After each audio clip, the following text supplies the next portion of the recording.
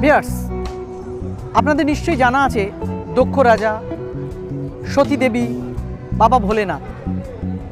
এই যে শিব পুরাণের যে ঘটনা বর্ণনা আর যাকে কেন্দ্র করেই গঠিত হয়েছে 51 সতীপীঠ, আর সেই 51 সতীপীঠ এখন হয়ে উঠেছে প্রত্যেকটি হিন্দুর কাছে একটা পবিত্র স্থান, উপাসনা স্থান। আমাদেরকে এই 51 সতীপীঠ ঘুরতে হলে যেতে হবে এশিয়ার বিভিন্ন দেশে, যেমন বাংলাদেশ, পাকিস্তান, শ্রীলঙ্কা, নেপাল, সাথে নিজের দেশ ভারতে। ভারতের বিভিন্ন স্থানে ঘুরতে হবে এই 51 সতীপীঠকে দর্শন করতে হলে। কিন্তু যদি 51 সতীপীঠ এক জায়গাতে দর্শন করা সম্ভব হয় ভিউয়ার্স, তবে কেমন হয়? হ্যাঁ, আমি আপনাদেরকে ঠিক এক জায়গাতে সতী মায়ের 51টা রূপ দেখানোর জন্য এসেছি। কোথায় এসেছি, কবে থেকে এই অনুষ্ঠান শুরু হয়, সতী মাকে পূজা অর্চনা করা হয়, কিভাবে করা হয় ইত্যাদি জানাবো। আমি অনুরোধ করব আপনাদেরকে যে আপনারা গোটা ভিডিওটাতে আমার সাথে থাকবেন। আর একটা অনুরোধ করব, যারা আমার চ্যানেলে নতুন তারা সাবস্ক্রাইব করে পাশের বেল আইকনটাকে টিপে দেবেন, তাহলে আপনার কাছে পরবর্তী ভিডিওর নোটিফিকেশানগুলো সবার আগে পৌঁছে যাবে। তো চলুন আপনাদেরকে দেখাই একই জায়গাতে সতী দেবীর 51টা রূপ। যেখানে প্রতিমাগুলো রাখা আছে সেখানে প্রবেশ করলে প্রথমে বাঁ দিক থেকে শুরু করলে দেখা দেবী মহিষ মর্দিনী, যা রয়েছে শর্করায়। তারপরেই রয়েছে দেবী কট্টরী হিঙ্গুলায়, দেবী অম্বিকা জ্বালামুখীতে, দেবী সুনন্দা সুগন্ধায়, দেবী অবন্তীতে,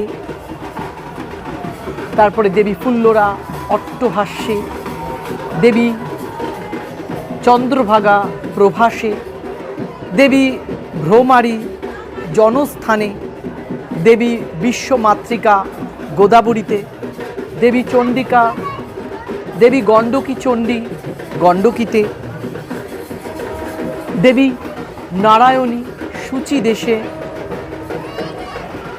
দেবী অপর্ণা করতোয়াতে, দেবী সুন্দরী শ্রী পর্বতে, দেবী উমা বৃন্দাবনে, দেবী বিমলা কিরিটে, দেবী কালিকা নলহাটি মানে পশ্চিমবঙ্গের বীরভূম নলহাটিতে, দেবী মহামায়া কাশ্মীরে, দেবী জয়দুর্গা কর্ণাটে, দেবী মহামায়া মিথিলায়, দেবী ভবানী আছে চট্টগ্রাম মানে বর্তমানে যেটা বাংলাদেশে, দেবী কুমারী রত্নাবলী, দেবী মঙ্গলচণ্ডী উজ্জয়িনী যেটা পাটনা বিহার,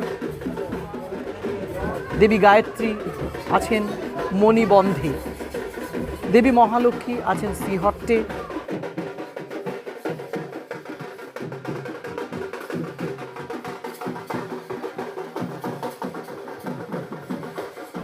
দেবী দেবগর্ভা আছেন কঞ্চি দেশে, দেবী ব্রহ্মাবতী, দেবী বহুলা আছেন বহুলায়, দেবী শিবানী আছেন রামগিরিতে, দেবী ত্রিপুরী মালিনী আছেন জলন্ধরে, দেবী ছিন্নমত্তা, দেবী কালী আছেন কালীঘাটে, দেবী বিমলা আছেন উৎকলে, দেবী ললিতা আছেন প্রয়াগে, দেবী কালী আছেন কালামাধবে, দেবী মহামায়া আছেন সোন নদে, দেবী কামাখ্যা আছেন কামাখ্যায়, দেবী ত্রিপুরা সুন্দরী আছেন ত্রিপুরায়, দেবী অম্বিকা আছেন বিরাটে, দেবী মহামায়া আছেন নেপালে, দেবী ইন্দ্রাক্ষী আছেন লঙ্কায়, মানে বর্তমান যেটা শ্রীলঙ্কা বলে পরিচিত, শ্রীলঙ্কায়। দেবী বগলামুখী,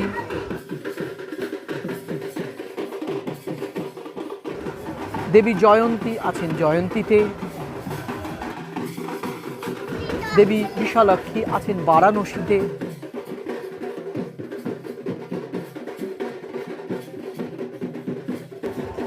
দেবী যশোরেশ্বরী আছেন যশোরে, যেটা বাংলাদেশে। দেবী জয়দুর্গা বৈদ্যনাথ ধাম, দেবী নন্দিনী নন্দীপুরে, দেবী সর্বাণী কন্যাশ্রমে, দেবী সাবিত্রী কুরুক্ষেত্রে, দেবী দাক্ষায়ণী মানবক্ষেত্রে,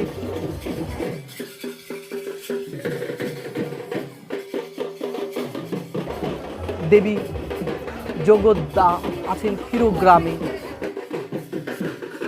দেবী ভীমরূপা আছেন বিভাসে,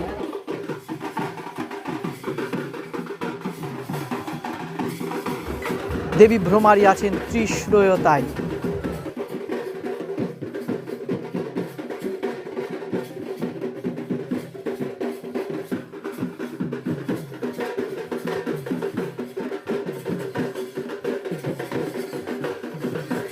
যে 51 পীঠের সৃষ্টি হয়েছে শিবপুরাণ অনুসারে, এটাই সেই মূল কেন্দ্রস্থল।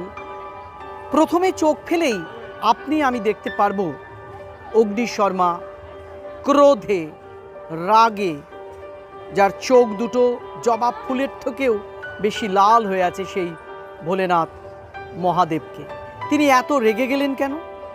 এই যে যজ্ঞ হচ্ছে, এই যে যজ্ঞ, আর এই যজ্ঞের আয়োজন করেছিলেন রাজা দক্ষ। দক্ষ বা প্রজাপতি দক্ষ এই যজ্ঞ অনুষ্ঠানে নিমন্ত্রণ করেননি তার কন্যা দেবী সতীকে এবং তার জামাই মহেশ্বরকে। এই যজ্ঞস্থলে এসেছিলেন বিনা নিমন্ত্রণে। তো বিনা নিমন্ত্রণে এসেছিলেন বাবার বাড়িতে বাবার যজ্ঞ আয়োজন দেখতে, কিন্তু সেখানে যার পর নাই দক্ষ রাজা অপমান করেন ভোলেনাথকে। তার অপমানের মাত্রা এতটাই নিম্নমানের ছিল যে কারণে দক্ষ রাজার সেই অপমান সহ্য করতে পারেননি দেবী সতী। নিজেকে সেই যজ্ঞের আগুনে দগ্ধ করে শেষ করেন।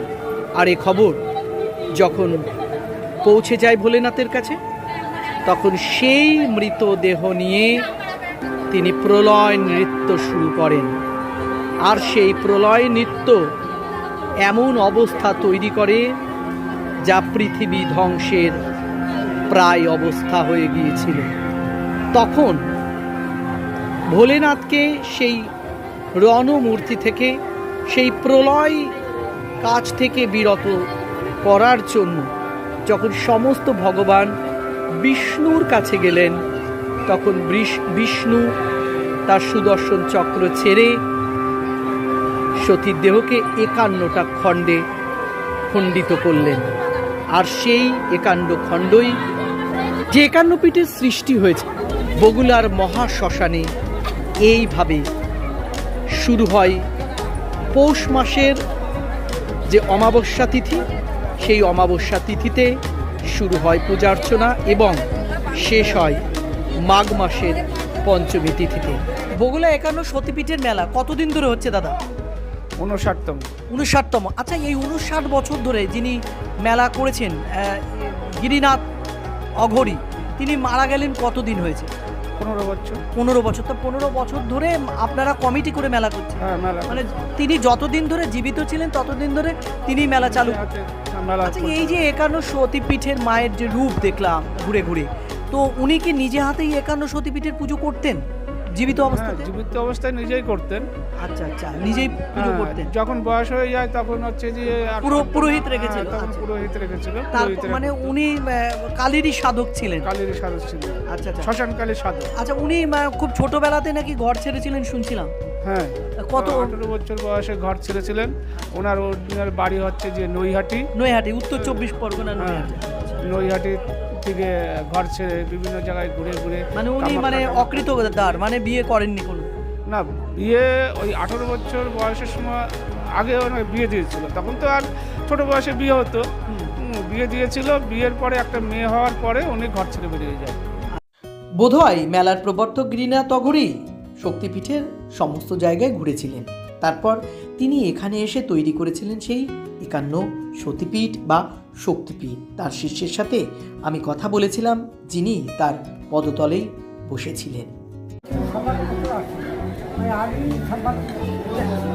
আচ্ছা আচ্ছা, আপনি নিজে 56 বছর ধরে এই মেলাটা দেখছেন? আচ্ছা আচ্ছা।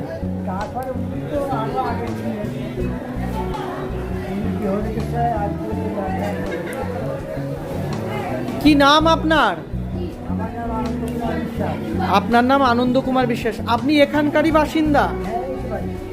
আচ্ছা আচ্ছা আচ্ছা আচ্ছা। মেলাটা ঠিক আপনারা কবে থেকে অনুষ্ঠিত করেন, মানে শুরু হয় কবে থেকে মেলাটা? পৌষ মাসের? আচ্ছা আচ্ছা, পৌষ মাসের অমাবস্যা থেকে আপনাদের মেলা শুরু হয়, শেষ হয় কবে? সরস্বতী পুজোর পরে মেলা শেষ হয়ে যায়। জানলেন ভিউয়ার্স, এই ভিডিওর মাধ্যম দিয়ে যদি আপনাদের সময় হয় পরে কখনো আপনারা আসবেন দেখতে। আর যেতে যেতে একটা কথাই বলবো, আপনারা দয়া করে আমার চ্যানেলটি সাবস্ক্রাইব করবেন, ভিডিওটি লাইক করবেন, অন্যকে জানাতে শেয়ার করবেন।